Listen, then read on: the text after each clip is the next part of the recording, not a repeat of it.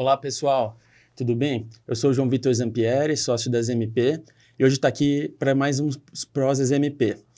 Hoje eu tenho um prazer aqui de ter uma pessoa que é muito especial e que é querida. A gente teve a chance de estudar juntos, nada mais, nada menos que em Harvard, né, Kádia? Então, hoje, para participar do nosso Prosa, a gente trouxe a Kádia Barro, que é advogada, é super especialista em proteção de patrimônio, sucessão familiar, e esse é um tema que é mega pertinente para vários dos nossos clientes, a gente é perguntado, e é uma coisa que não é muito métier e a praia das MP, essa parte jurídica. Então, a gente trouxe uma pessoa que é super especialista para poder conversar com a gente um pouco sobre isso. E como sempre, compondo aqui a banca do Prosas MP, a gente está com o nosso sócio fundador, João Paulo Zampieri. Tudo bom, João Paulo? Vai ser legal. Bom dia, pessoal. Como disse o João Vitor, a gente está muito feliz porque ter alguém de uma área que a gente é tão procurado e tão requisitado, né? A gente trabalha o agro Brasil inteiro, em todos os estados, com diferentes tipos de clientes, e aonde a gente vai, hoje tem essa discussão de sucessão familiar, proteção patrimonial. E aí o público, né, tem pedido para nós, poxa, traz essa discussão, a gente precisa entender melhor, o agro não para direito para pensar sobre isso é tão sério. Então, nós trouxemos nada mais, nada menos que a melhor pessoa para falar sobre isso. Bom dia, Kádia, tudo bem? Bom dia, João Paulo, bom dia, João Vitor. Nossa, que responsabilidade, né, sendo apresentada assim como a melhor. É um prazer estar aqui conversando com vocês no Prosas MP. Tenho acompanhado os outros podcasts, assuntos sempre bem interessantes. Que bacana, Kádia. Para o pessoal te conhecer um pouquinho, né? O agro conhece muitas pessoas do agro, né? Então, provavelmente no agro, talvez muita gente ainda não te conheça. Conta para nós um pouquinho sua história, de onde você vem, de onde você é, como que você chegou aí nessa área, escolheu essa área jurídica aí para atuar. Explica um pouquinho para nós. Então, eu sou do interior do Rio Grande do Sul, a região de Passo Fundo, acredito que a maioria conhece, eu sei que vocês têm muitos clientes. Sim, vixe, muita gente. Nessa região, Passo Fundo, Erechim, Marau, né? E eu comecei trabalhando em uma empresa até do agro, multinacional, no comércio exterior. E aí, durante esse período, eu era mais jovem, vamos dizer assim, eu optei por seguir o direito e entrei na parte de estágio do direito dessa empresa. Tive a oportunidade de trabalhar 6 meses na sede nos Estados Unidos, o que me agregou muita experiência, tanto na área jurídica como na área empresarial. Após isso eu me formei, fui fazendo estágios em outros escritórios, né? Acabei saindo da empresa para buscar mais qualificação. Tive também a oportunidade de um desses sócios dessa multinacional, ele teve um processo em Nova York, depois com a própria empresa. Então eu acompanhei durante 2 anos o processo nos Estados Unidos. E aí tudo isso foi me dando um know-how para entender melhor esse mundo corporativo, mas também o mundo das empresas familiares. E aí o pós-empresa familiar, que é a sucessão e como essas empresas vão seguir no decorrer do tempo. Então, são aí 20 anos de advocacia, que no início era mais na área contenciosa, né? E aí, a partir dos anos, inclusive eu estive em Harvard com o João Vitor, estudando negociação, a gente foi partindo para uma área mais extrajudicial. Que é essa área que a gente trabalha hoje. Que legal. Só pessoal, para o público aí que vai nos ver, né? A Kádia, ela é uma pessoa jovem, né? Tem uma carinha de bem jovem, mas ela já tem 20 anos de direito. Então, legal isso, bacana ver, né? Você começou cedo, provavelmente, e já está com toda essa experiência. Parabéns, morou fora, tem uma experiência internacional. E só para vocês entenderem, o público todo, o João Vitor me apresentou a Kádia, e conversando com ela tem uma riqueza de conhecimento sobre sucessão patrimonial, sucessão familiar, né? Gestão patrimonial, muito legal. Vamos ver se a gente consegue explorar um pouquinho isso aqui hoje. E por que, de fato, né, o que te chama a atenção para ter escolhido essa área, Kádia? Então, no decorrer desses anos, que eu tive a oportunidade de auxiliar esse empresário nos Estados Unidos, e fui desenvolvendo uma advocacia, na época, como eu falei, contenciosa, eu comecei a verificar que grandes grupos empresariais, eles não tinham problemas com sucessão. Eles já tinham a sucessão pronta, eles tinham uma governança familiar, eles tinham já definido se eram os filhos que iriam assumir, ou se seria uma administração profissional. E aí eu passei a estudar sobre isso. Eu pensei, mas se eles podem, por que empresas familiares, talvez menores, não podem ter a mesma, vamos dizer assim, uma mesma governança? O que impede isso? E eu vi que era algo aplicável para qualquer, não só a empresa, o CNPJ, mas para o CPF e também para famílias do agro, né? Que hoje a gente tem grandes propriedades que faturam mais que uma empresa. Mais que uma empresa e que precisam se organizar. Então, eu verifiquei que eu poderia prestar uma advocacia, que até eu costumo falar, né, que seria no amor e não na dor, que não seria aquele advogado que é chamado quando o paciente já está no CTI, mas sim quando o advogado é visto como algo bom, que é a organização. E isso também eu vi que é um modelo americano. Os Estados Unidos têm essa concepção, porque lá o imposto da herança é 40%. Você vê hoje no Brasil, a gente tem um máximo de 8%, que agora, claro, vai haver uma alteração mediante a reforma tributária. Então, lá até o Donald Trump falou outro dia, né? Apenas otários fazem inventário, né? Ele usou essa expressão. Por quê? Porque lá eles têm, claro, sistema de trust, outros sistemas, né? Onde desde o seu primeiro patrimônio você já tem a concepção de organização e definir para quem vai, né? Já em vida. Então, eu vi que no Brasil era possível aplicar isso. Hoje a gente tem uma legislação muito similar à americana nesse aspecto, no caso das holdings familiares, né? Então, eu verifiquei, por que não aplicar para esses empresários que talvez não têm a condição ou não chegam a uma grande banca de advocacia, por exemplo, que atendia um Abílio Diniz, né? Um Antônio Hermílio de Moraes, essas pessoas que são exemplos em organização patrimonial. Então, foi esse o objetivo, e assim eu comecei a desenvolver estudos nessa área, tanto no Brasil como no exterior. Então, hoje, pelo que eu estou entendendo, você trabalha essa área, mas uma área ampla, né? Envolve todos os segmentos. Mas você tem já um braço forte na agricultura. Já um braço forte na agricultura. Nós temos muitos clientes, ou que são empresas do agro, né? Ou propriedades rurais de empresas do agro.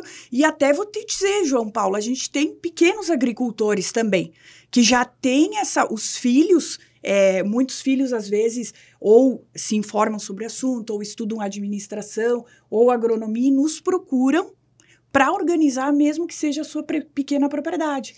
Né? É interessante isso, né? Você fez até o comparativo com os Estados Unidos. A gente já teve a oportunidade de ir lá algumas vezes, visitar agricultores, e é interessante que, geralmente, lá já está enraizada essa cultura de que a propriedade também é uma empresa. O agricultor americano, ele vê como uma empresa a propriedade e a operação rural dele. Tanto que é prolabore, não é salário, não caixa. Então, já vem um pouco nessa cultura. E é legal que, às vezes, até apoiado um pouco pela nova geração, agora isso está começando a vir para o Brasil também, né? Esse tipo de cultura de pensar como empresa, organizar. Porque é uma empresa. Se você for pensar também nos valores do que custa uma terra mesmo, não precisa ser muitos hectares para ser valores muito altos hoje em dia. Ainda mais no sul ali, onde a terra é cara. Entendeu? Então, é uma responsabilidade muito grande. Sim. Mas você veja bem, ó. O João Vitor falou uma coisa que é verdade. Nos Estados Unidos, quase todas as propriedades têm um sobrenome como empresa, né? Então, estão registrados como empresas. Todo mundo tem seu prolabore, é tudo registrado. Então, o cara faz a contabilidade direitinho. Mas, assim mesmo, 64% das fazendas não chega à terceira geração, por causa de algum atrito familiar, alguma desavença, e desaparece. A gente viu isso há 6 anos atrás na Universidade de Purdue. Pode ter mudado hoje. Então, faz 6 anos que a gente viu essa estatística. 64% não chega à terceira geração.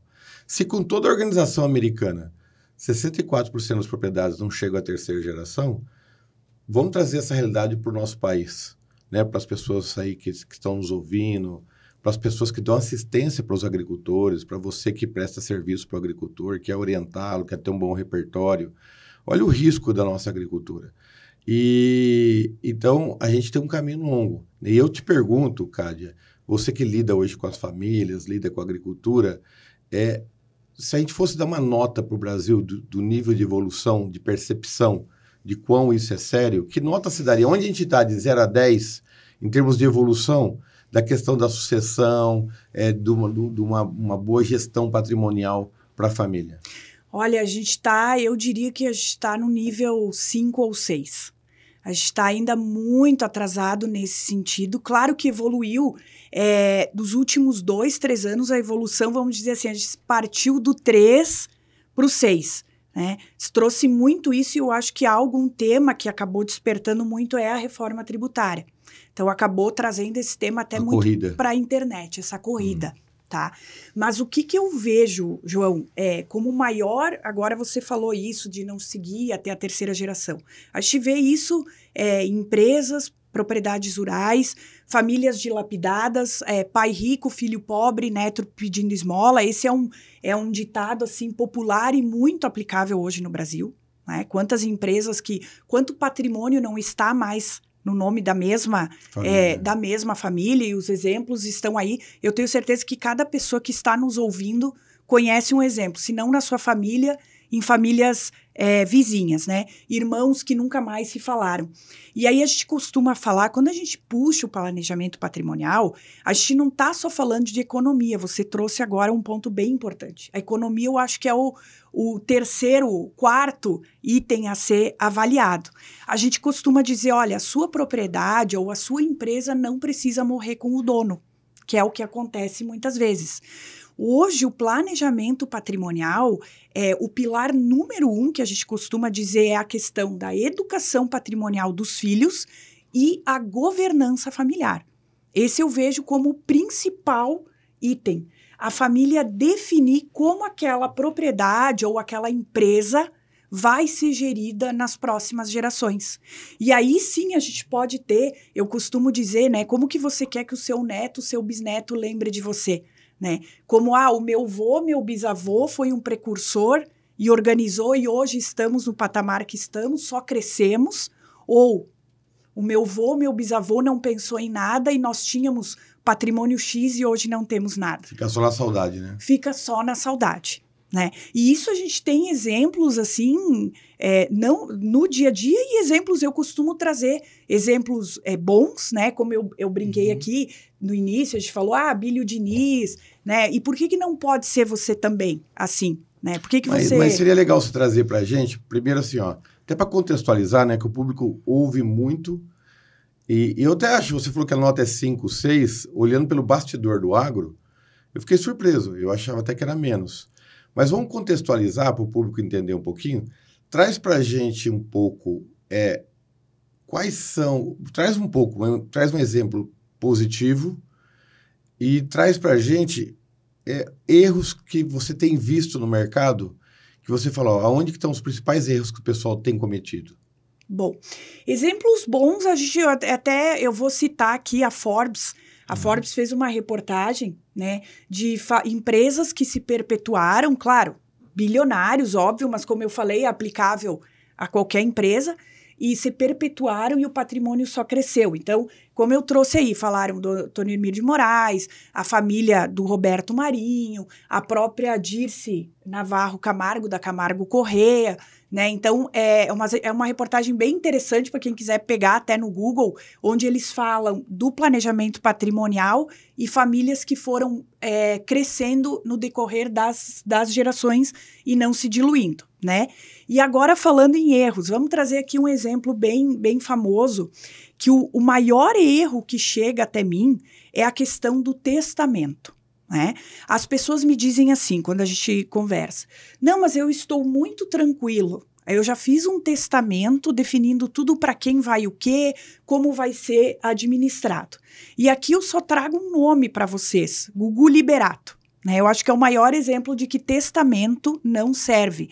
E eu falo até nos meus vídeos, nas minhas redes sociais, que testamento não funciona mais nem em novela, porque até novela já coloca confusão de testamento. Então, vamos lá. Primeira coisa, o testamento não evita o inventário. E hoje, o inventário, se o brasileiro, hoje, com a alíquota que a gente tem hoje, se calcula que você gasta no inventário sem brigas, inventário em cartório, aquele consensual, em torno de 20% do seu patrimônio. Hoje, se você for fazer um seguro para inventário com as seguradoras, elas vão te falar isso. Ó, você tem que segurar de 15% a 20% do seu patrimônio. Então, você imagina, agora, após a reforma tributária, que a ideia é a alíquota a partir de 8%, né? Hoje o teto é 8% e até 20%. Então, você vai deixar 40%, 50% do seu patrimônio. Isso numa situação ainda sem briga, sem confusão, sem estresse. Sem estresse. A gente está falando do inventário consensual em cartório. Aquele com briga, então, dilapida inteiro, tá? Segundo ponto, o testamento, ele pode ser contestado. E aí, trago novamente o caso do Gugu Liberato, agora da Gal Costa. Nós temos o caso do Chico Anísio. O Chico Anísio deixou 60 milhões em patrimônio, e já são 12 anos de disputa judicial, e hoje a família deve 7 milhões. Foram os 60 milhões, e a família já deve 7 milhões, porque um dos filhos foi deixado de fora do testamento, o seu boneco da escolinha do professor Raimundo, anulou o testamento, então, essa discussão. O Gugu Liberato, a esposa, pediu anulação, vocês podem ver na imprensa. Nós temos a esposa com um advogado, o filho com um advogado, as filhas com um e a família com outro. Os filhos processando a mãe, um negócio horroroso, né? Isso deve perdurar 15, 20 anos. Patrimônio bloqueado, né? E o terceiro ponto, mesmo que o testamento não seja contestado, ainda assim você precisa validar judicialmente, que é uma coisa que as pessoas não sabem. Eu estou com um testamento muito simples no meu escritório de uma sobrinha que recebeu uma casa de uma tia, uma única casa. Nós estamos há 2 anos na justiça tentando validar esse testamento, tá? Sem nenhum tipo de contestação ou nada. Ela quer vender a casa, não pode vender porque a gente tem que validar antes para depois fazer o inventário da casa. Então, esse, João, eu vejo assim um maior erro. Pessoal, eu nunca recomendo. Testamento feito não quer dizer que está realizado. Né? Não. Testamento escrito não quer dizer que está feito.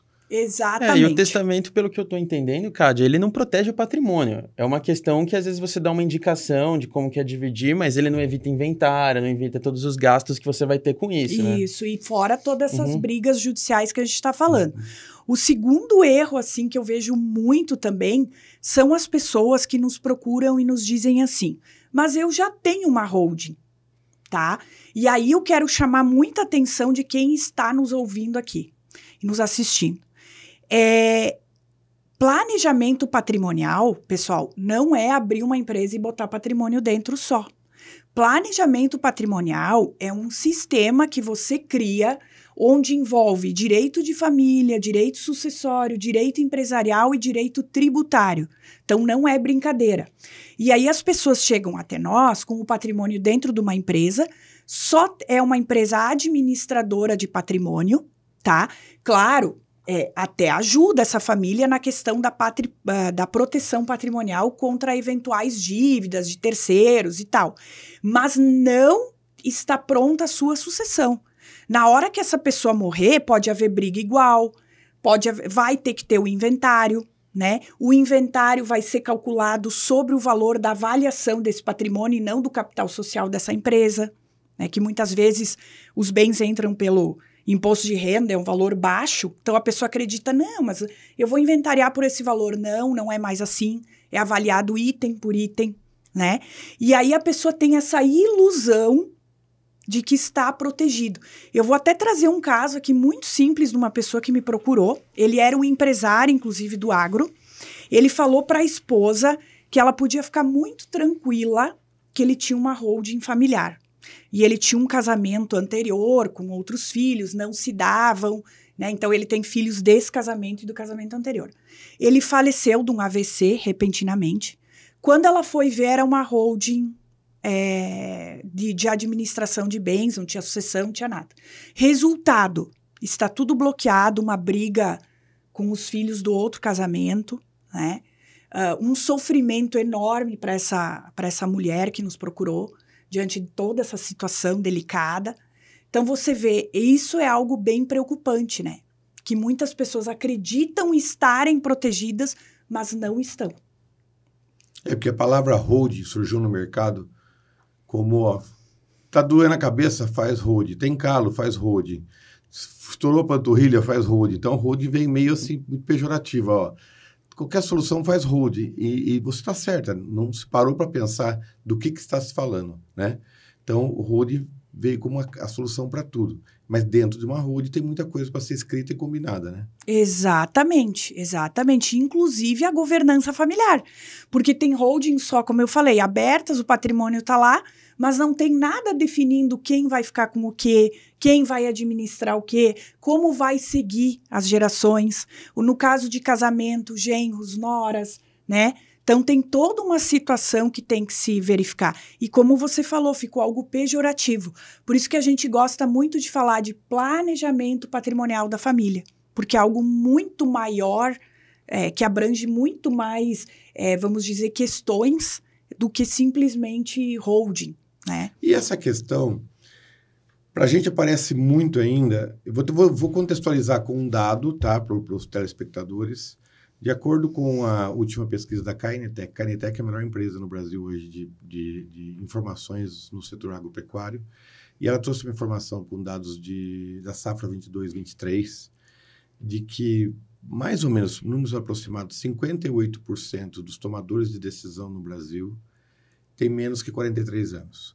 Porque 58% dos tomadores de decisão com menos de 43 anos significa que tem um novo público surgindo no agronegócio. Não quer dizer que eles são os donos das propriedades, mas na decisão da compra dos insumos, a pesquisa é quem comprou os insumos. Foi a Cádia. Quantos anos tem a Cádia? Tem 40 e tantos anos, 43 anos. Então, ela está na faixa, 43 anos. Então, registra lá, tomador de decisão foi a Cádia. Mas, às vezes, o pai da Cádia é o João Paulo, um exemplo, né? Ele é o dono ainda, mas a Cádia que está comprando. O que eu quero chegar à conclusão? Que está tendo um movimento no agro muito grande. Uma nova geração está chegando, muito grande. E quando a gente conversa com cooperativas, revendas, multinacionais, todo mundo está dizendo isso. Poxa, uma nova geração está chegando no agro, uma coisa legal, bacana.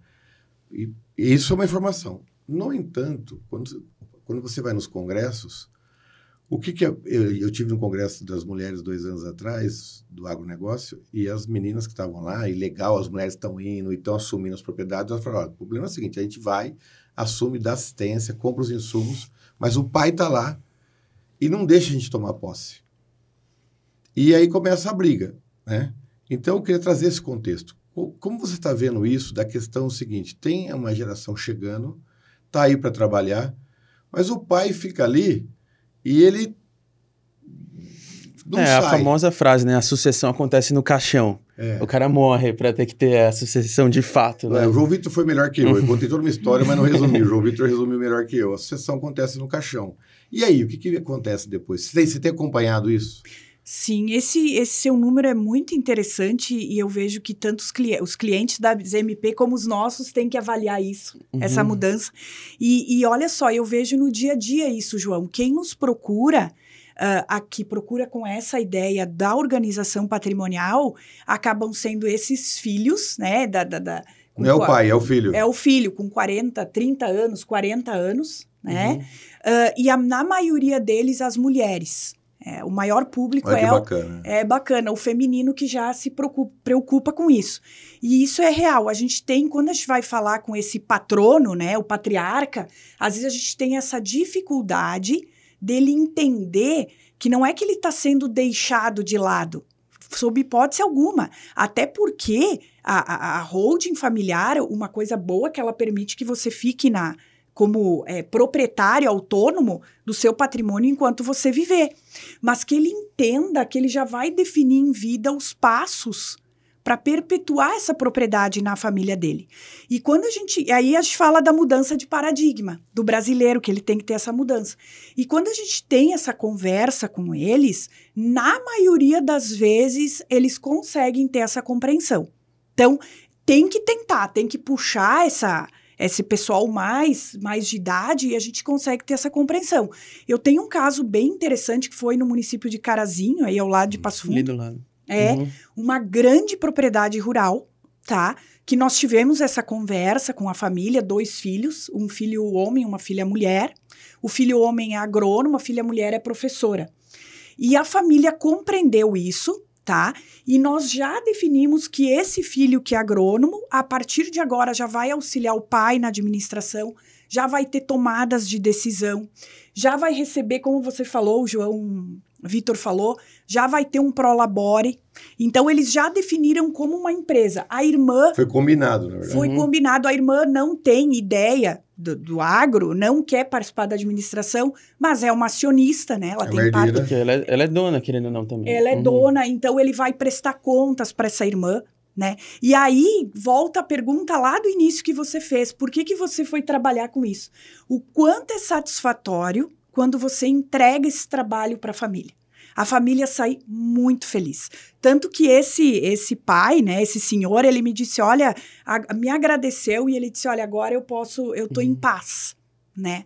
Porque eu sei que a minha propriedade, a princípio, não será dilapidada, né? A gente organizou para as próximas gerações. Então, o quanto isso é bonito, o quanto isso é satisfatório, entendeu? Ô, Cádia, eu vou ser um pouco provocativo. A gente trouxe você aqui, a gente é muito apaixonado pelo agro, né? A gente trabalha com todos os segmentos, eu também sou agricultor. E eu sou de uma família, nunca falei isso aqui, eu sou de uma família que todo o patrimônio foi dilapidado. E os irmãos não se conversaram, chegaram ao ponto de quase se matar. Então, eu sei o ponto que chega a isso, né? E a gente quis trazer você aqui para a gente contribuir com o agro e evitar que essas coisas aconteçam. Você teria algum caso para provocar as pessoas que estão nos ouvindo e não passaram por isso ainda, mas podem passar, em que você fala assim, onde chega ao limite do relacionamento, ao limite do estresse numa família, para relatar para as pessoas, claro, sem citar nomes, o quanto que isso pode se tornar muito complicado? Eu tenho um caso bem interessante de uma empresa do agro de tecnologia. Tá? Eles fazem algumas tecnologias para maquinários agrícolas, tá? Caso real.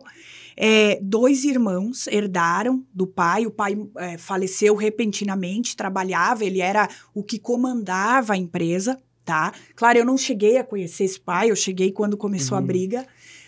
Mas para você ter uma ideia, a empresa era líder de mercado, tá? Na época, faturava muito, a lucratividade altíssima. Eles começaram a brigar no inventário de uma forma que o juiz colocou um administrador judicial. Porque um chegava na empresa, contratava, ou chegava, demitia. Não tinha, assim, condições, era algo... Aí um colocou... Descarado. Um colocou as suas câmeras para vigiar o outro tinha as suas câmeras. Dentro da empresa era só câmera, de um e de outro. Imagina o clima numa empresa dessa de trabalho, como funciona. Um dizia, outro desdizia, não tinha condições. O juiz colocou um administrador judicial. Eles incomodavam tanto o administrador judicial, era tanto o nível de litígio entre 2 irmãos, que o juiz proibiu eles pisarem na própria empresa. Hoje, passados 10 anos, ainda há discussão. A empresa caiu num ponto, assim, ela ainda vende, mas ela mal paga as contas. Eu acho que é algo que vai para falência. Para vocês terem uma ideia, todos os anos eles eram grandes expositores, eram expositores da Expo Direto, de Não Me Toque, o pessoal do agro deve...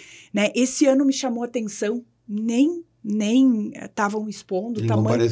Nem compareceram, e o caminho é a falência. É acabar em nada. Então, esse caso, para mim, é algo, assim, muito, muito exponencial. Imagina, né? Se pudesse... É uma força de expressão, né? Mas imagina o pai, aonde está, vendo todo um patrimônio, o que aconteceu em pouco tempo, porque a situação não estava organizada, e os filhos dilapidaram e desorganizaram. E uma coisa que você começou a falar agora há pouco, você não terminou, mas além do dinheiro, a tristeza de ver a família não se conversando, não se relacionando, brigando, né? Às vezes chegando até as vias de fato. E é muito triste isso, né? Eu sempre falo assim, família brigar por dinheiro é a coisa mais feia do mundo. Como eu vim de uma família que isso aconteceu, eu fiquei bem traumatizado com isso, né? Eu luto muito contra isso. Eu sempre falo para meus filhos, jamais brigue por dinheiro, né? E eu acabei de comprar uma granja, como diz os gaúchos, uma propriedade no norte do Paraná, exatamente de uma história muito parecida com as dos meus pais. Onde um senhor era muito rico, ele tinha uma propriedade com 5 filhos.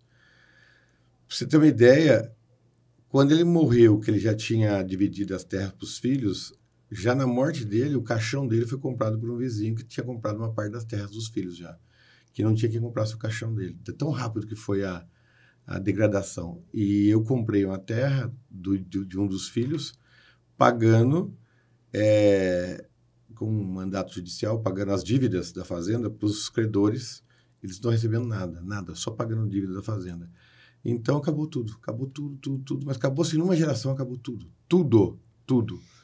Era talvez uma das propriedades mais bonitas ali do norte do Paraná. Fica num lugar, eles construíram todo um legado ali que em questão de pouquíssimos anos foi inteiro despedaçado. Uma geração despencou tudo. Então, é triste de ver. Eu fico triste. Eu não desejo isso para ninguém. Eu não sou daquele tipo de pessoa que fala assim, se alguém perder tudo, eu vou lá e compro, sabe? Eu acho isso você não pode desejar isso para ninguém.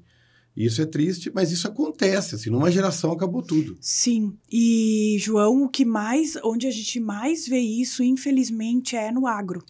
Na propriedade rural, produtor rural. Que mais você vê a disputa por terras entre irmãos, e que é o mais triste, como você falou, porque tem coisas que não tem preço, né? Uma família que não se fala mais. Exatamente. Muitos clientes meus, eles vêm até mim e me dizem, eu quero fazer um planejamento patrimonial porque eu não quero ser igual à minha família, que até hoje eu não falo com os meus irmãos, né? E o agro começa essas brigas, aí a terra é vendida por, às vezes, metade do valor, porque aí tá nessa discussão, ninguém vai comprar pelo valor de mercado, a pessoa vai querer pagar menos, até porque tá em meio a uma discussão, né? E aí, na primeira geração, que vem em seguida, não tem mais nada. É como esse caso que você relatou. Acaba sendo depósitos no próprio processo judicial ou para credores, né? Ou para credores ou para a família dividir, mas por valores bem inferiores. Eu, inclusive, conheci um rapaz que a profissão dele é procurar propriedades rurais e que a família estão brigadas em disputa para comprar pela metade do preço, para investidores. Hoje ele ganha dinheiro com isso. Olha só. E tem que ter paciência, talvez estômago, mas deve dar um belo lucro, porque o que tem de famílias em situações como essa é muito grande. Ele me falou que ele tem investidores e eles têm muito lucro, ele fica garimpando essas questões, vai lá na família e ele me falou, eu não pago mais que 50% do valor da terra. Aí depois o que eles fazem? Ou vão cultivando ou revendem esse imóvel por um valor muito maior depois de desembaraçar tudo. Desembaraçar a documentação. Ô, Kádia, e paralelo a tudo isso, tem uma questão simples aí que a gente nem trouxe para a mesa, mas às vezes a família está tudo ok, não foi organizado o patrimônio, mas tem um combinado legal com o pai e com os filhos, tá tudo bem, mas os filhos casam e vêm as cunhadas ou os cunhados. E toda a família pode acontecer em algum momento, porque os cunhados ou as cunhadas não se combinam ou se separam.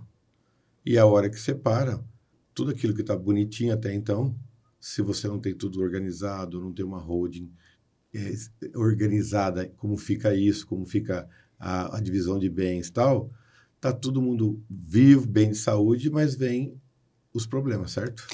Muito da separação dos filhos. E hoje os casamentos cada vez mais estão mais, vamos dizer assim, mais curtos, né? União estável, o filho traz alguém ou a filha para morar junto, aí já não dá certo, aí já quer parte do patrimônio, né? E eu costumo dizer sempre assim, que genro e nora é um ser ungido por Deus, porque eles sempre dizem assim, não é para mim, é o direito dos meus filhos, né? A briga é justificada como o direito dos filhos, né? Que é uma grande mentira, porque, na verdade, o genro e a nora tá querendo para ele, né? O que a gente faz na holding familiar, a gente exclui genro e nora. Sempre exclui. Sempre.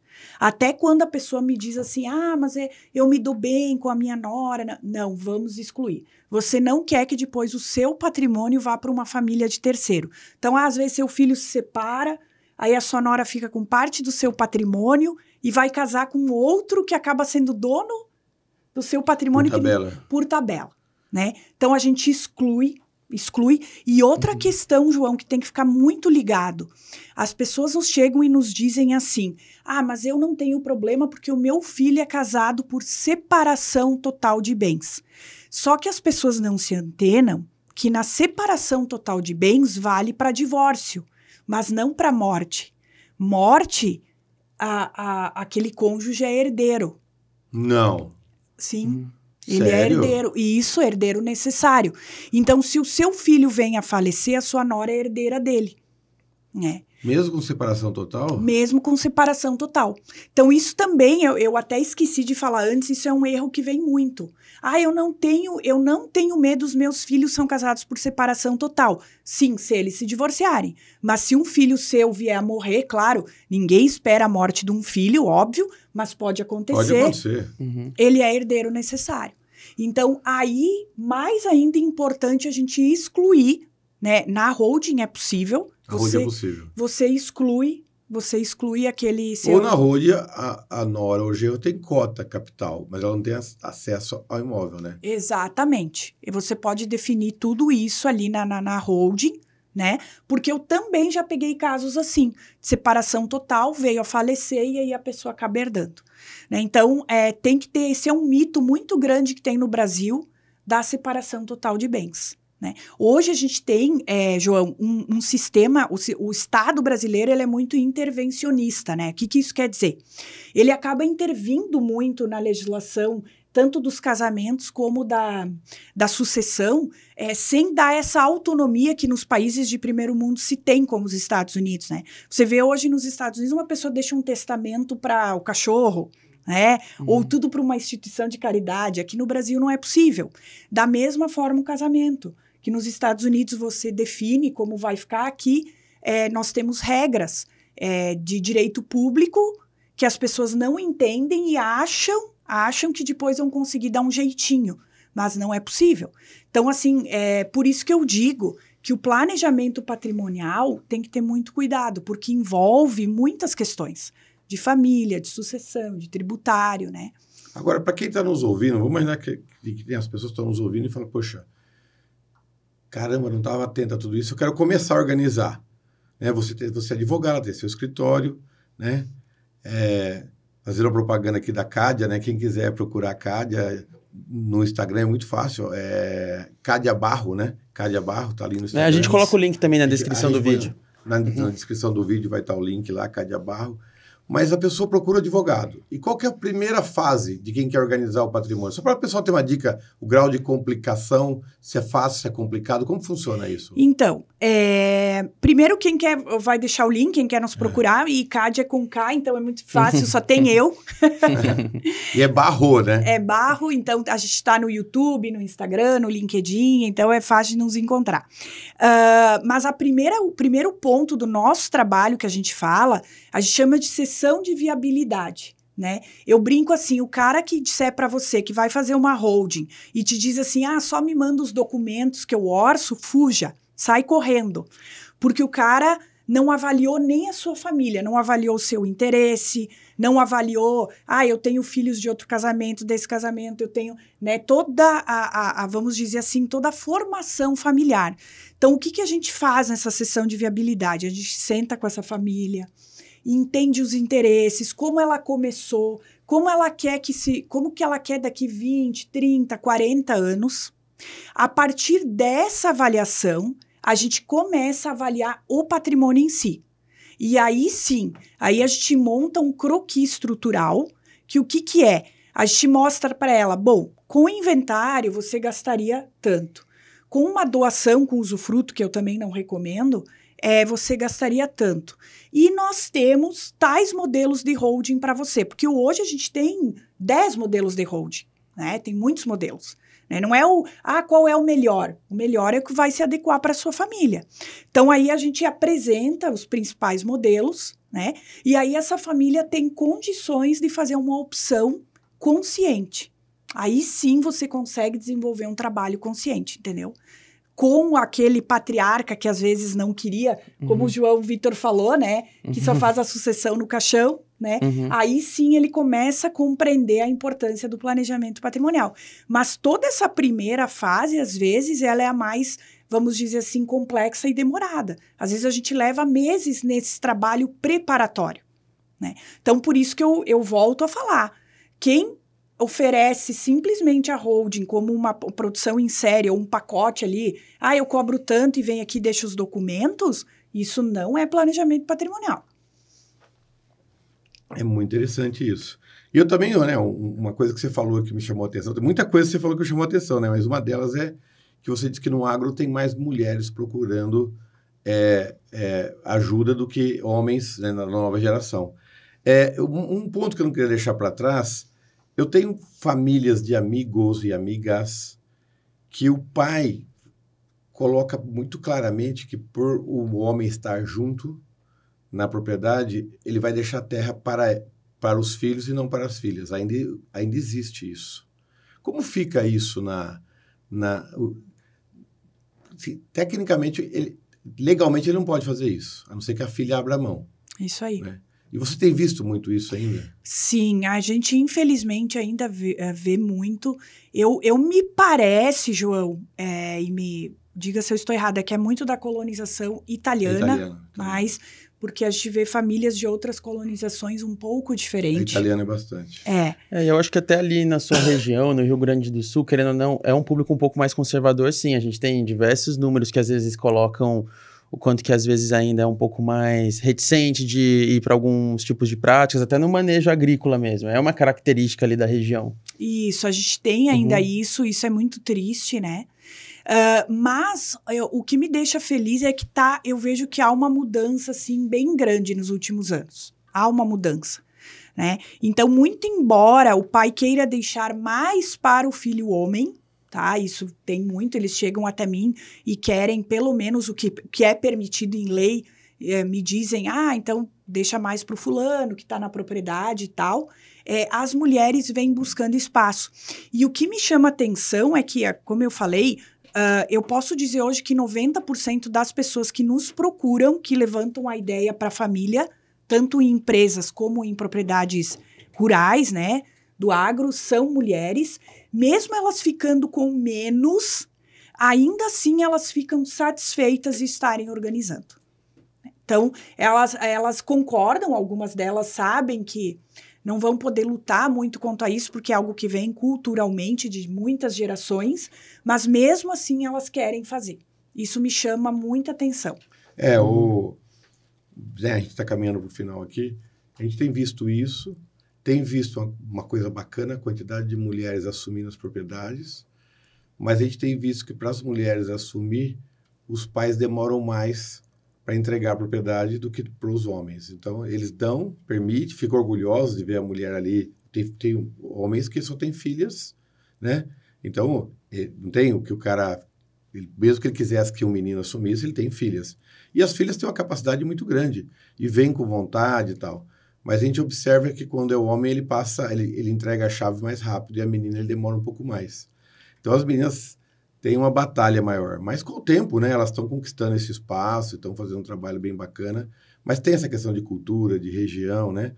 Mas eu creio que o Brasil tem uma jornada muito grande. Um dos objetivos também de ter trazido você, Kádia, ontem ainda eu estava numa cooperativa dando uma palestra em Goiás e a gente estava discutindo serviços, né, para o agricultor.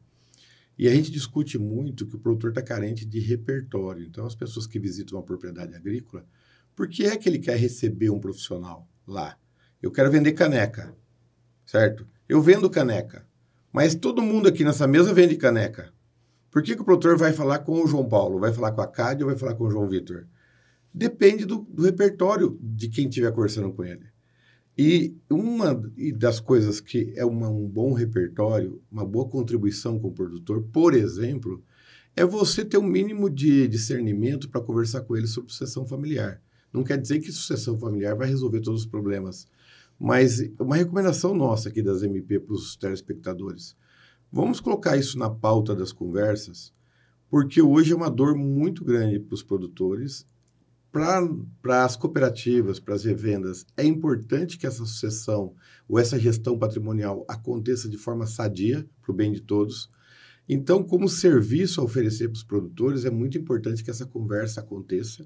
E eu até acho que as cooperativas e revendas deviam ter um suporte para isso. Olha, você está com dor, vem cá, senta com a gente, nós temos quem recomendar, quem sugerir para que te oriente, pelo menos isso, porque hoje todo mundo está batendo cabeça, né? Eu diria, João, que hoje é primordial. Como você falou, a propriedade rural é o cliente dos teus clientes. É o cliente dos clientes. Então, os clientes que vão, é um efeito dominó, né? Vão se dilapidando, vão falindo, você vai perdendo talvez esse cliente. Você fazendo essa educação patrimonial com esse sucessor também, que como você falou, hoje em torno de 40 anos tomam decisões. Então, para te manter esse cliente dentro da sua empresa, nada melhor que você auxiliar ele nisso. Com certeza ele vai valorizar depois. E um outro ponto é que a gente está com a reforma tributária aprovada, como eu falei. A gente vai ter sim, nós temos o Haddad aí falando em podcasts, no Roda Viva, ele teve agora no G20, que ele quer unificar esse imposto da herança, que o Brasil tem um imposto da herança muito baixo, e é real, é muito baixo, só que ele esquece de dizer que a gente tem uma tributação absurda ao longo da vida, mas ele compara, né? Estados Unidos é 40%, o Chile aqui do lado é 25%, a França é 60%, e o Brasil não pode ficar com uma alíquota máxima de 8%, né? Então, ele está propondo a gente chegar a 20%. Então, agora falando para os teus clientes, né? Veja bem, você que é cliente das MP, ou os clientes dos clientes das MP, o produtor rural, que não pensar nisso, e agora nem vamos falar em briga, não vamos falar em nada. Veja bem, todo o teu suor, todo o teu trabalho, investindo em consultoria, investindo em tudo para ter uma melhor produtividade, para ao final você pegar 40%, 50% e dizer para o governo, é teu, em impostos. Entendeu? Isso também não tem sentido algum. Sendo que há... Você já pagou imposto uma vida. Uma vida. Sendo que há possibilidade de você preservar isso em vida. Há uma legislação que permite isso. Então, eu vejo isso que hoje é um assunto assim, muito forte, que tem que falar, tem que estar falando dentro das cooperativas, tem que estar falando com os produtores rurais, tem que estar falando com as empresas, tá? Porque muitas pessoas acabam, quando chega na hora do inventário, até tendo que vender parte dos bens, porque tem que ir lá dispor de 1 milhão, 2 milhões. Então, foi esse caso que aconteceu, inclusive, com a propriedade que você comprou. Que eu comprei. A família está tão endividada dentro do processo que eles dão desconto e tal para ter um adiantamento. E no final vira um negócio melhor, mas eles estão deixando muito dinheiro na mesa. Não é nem só perder a propriedade. O valor que você recupera é muito abaixo do que você poderia. Então é muito dinheiro. Isso é um ponto importante. A gente tem conhecidos que estão fazendo processo de herança agora e que não tem os 8% e mais advogado, e para que tenham todo um gasto, para fazer herança. Olha só, para fazer a partilha. Então está enroscado. Porque não consegue, não existe dinheiro. Quanto maior o capital, você deduz que mais dinheiro tem a família. Mas às vezes, quanto maior o capital, mais dinheiro você precisa para fazer. E o quanto disso é líquido partilha. De fato também. E às vezes é não outra tem discussão. Liquidez. E quem tem a liquidez? Quem da família? Porque todo mundo tem que botar o dinheiro ali na hora que você vai fazer a partilha, concorda? Aí Concordo. Chega lá e fala para os irmãos, tudo bem, agora cada um vai receber seu filão, mas todo mundo tem que botar uma parte do dinheiro. Aí tem uns que não tem. Aí começa o outro drama. Às vezes você já tem o drama pelo drama.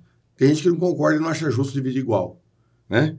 Já tem o drama, que nós falamos agora há pouco. Tem toda a questão de emoção, porque alguém morreu. Tem toda a questão do dinheiro que não é justo. E tem toda a questão que às vezes não existe o dinheiro. E tem a questão do dinheiro que se perde, né? Então é tanta coisa envolvida que eu concordo plenamente com você, né? A gente tem que tomar cuidado. E uma coisa é fato que separa. Se você tem casa de aluguel, tenho 3 casas, tem 3 filhos, cada um fica com uma casa e dane-se. Um concorda com um com o outro, mas cada casa é num canto. Quando é terra, eu mexo com isso. Terra envolve tanta emoção. Por isso que você falou que na agricultura é diferente. A agricultura envolve emoção. O cara, cada pedaço que ele compra tem uma história. E também se dividir um pedaço, não fecha fácil divisão de terra. Não fecha, tem as áreas, tem qualidade Tem anos, de solo. o preço da soja e tal, tem ano que não sai negócio, porque não tem motivo para vender ou comprar e tal. Então não é assim, põe a venda e resolve. E o preço de uma terra também, o ano passado ele valia um preço, e esse ano com o preço da soja ele vale outro. Você vai fazer uma partilha disso, é um inferno. Né? A soja caiu quase pela metade, então os valores mudam de uma safra para outra. É complicadíssimo. Complicadíssimo, E tem esse apego, você falou muito a emoção, esse apego da terra, né? E eu vejo muito, não, esse pedaço produz mais, não é justo, esse pedaço... A mancha é mais alta, é mais baixa, coxilha e aba 4, entendeu? É complicado. É complicado. E é isso que você falou, e da liquidez, né? Às vezes a pessoa tem muito patrimônio imobilizado, mas ela chegar lá e o imposto, hoje o cartório, você sabe que tem que pagar antes para poder seguir. E aí a pessoa lá chega lá a depositar R$1 milhão, não é bem assim você tirar dos cofres R$1 milhão. E hoje um inventário para custar R$1 milhão... Qualquer coisinha é R$1 milhão. Né? Então, essa liquidez é difícil. Até por isso que as grandes fortunas não têm inventário. Porque você imagina, se você é um bilionário, você vai ter que tirar bilhões. Né? E eu tenho certeza que mesmo, falando agora do Roberto Marinho, né? Na época o patrimônio declarado era 30 bilhões, lá em 2003. O inventário dele, segundo a Forbes, só em imposto teria dado 2,4 bilhões, eu acho que é. Mesmo para a Rede Globo, você imagina você... Quem tem 2,4? Não, e justamente por chequinho de 2,4 não, exatamente. Bilhões, no cartório. Justamente por eles serem mega empresários, eles sabem que não é uma boa prática com esse dinheiro parado em banco, disponível para você. Não existe isso. Entendeu? Existe esse dinheiro. Não existe esse dinheiro numa conta que você deposita. Faz o Pix de 2 bi ali. A empresa está avaliada, mas não existe o dinheiro. Não existe dinheiro, é isso que eu quero dizer. Mesmo a terra, agora você falou da terra, é muito em sacas de soja, né? Então você tinha ali, quando estava 180, R$200, como você falou, era um valor. Agora é outro valor. Em menos de um ano. Em menos de um ano. Aí você imagina, você abriu o inventário com aquela avaliação, porque outra coisa, né? O inventário hoje é avaliação de mercado, não é o preço que você dá.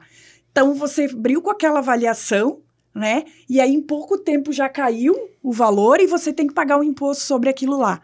Nossa, isso é matador, destrói o seu patrimônio inteiro. Destrói. Não, e aí vem outra tensão, né? Porque às vezes tem outros imóveis avaliados, eu falo, tá, mas eu fico com a terra, você fica com a casa.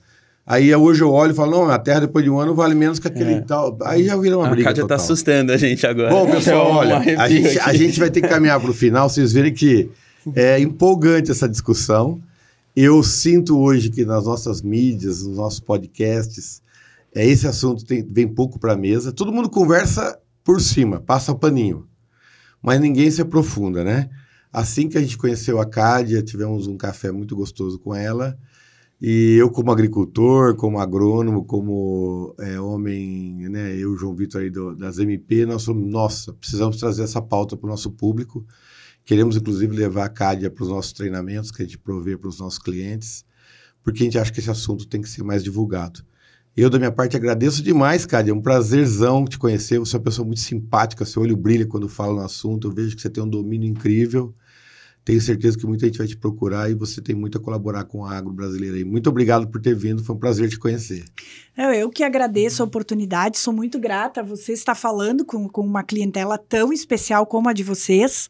Né? A gente está aberto, está falando, a gente já foi a sindicatos, cooperativas, falar com as pessoas. Também eu tenho um carinho enorme pelo João Vitor, que foi meu colega em Harvard, conheci ele lá. Foi muito legal, né, Cádia? Foi uma mega experiência nossa lá. Então eu só tenho a agradecer às MP pela oportunidade de estar aqui falando com vocês, além de ser uma conversa muito agradável. Bacana. Muitíssimo obrigado, viu, Cádia? A gente chega aqui, então, ao fim do Prosas MP com a Cádia Barro. Provavelmente não é a última vez que a gente vai ver ela aqui. Dá para entrar em um monte de assunto de reforma tributária. Eu mesmo tenho um monte de dúvida, já vi vídeos no YouTube e tal, não entendi nada. Um dia, talvez, quando isso avançar um pouco mais, a gente vai ter que trazer especialista de novo. E essa jornada sua no agro, tenho certeza que ainda que você já fez muito, ainda é só o começo, porque tem tanto espaço que eu acho que vai ter muito a evoluir. Eu queria agradecer demais a sua presença, Cádia, que veio de Passo Fundo para cá para gravar o podcast com a gente. E queria agradecer muito o público que vem nos acompanhando, que vem nos dando todo um feedback positivo, nos animando em trazer novos temas, novas conversas. Então fiquem com Deus, chega ao fim mais um episódio do Prosas MP. Muito obrigado.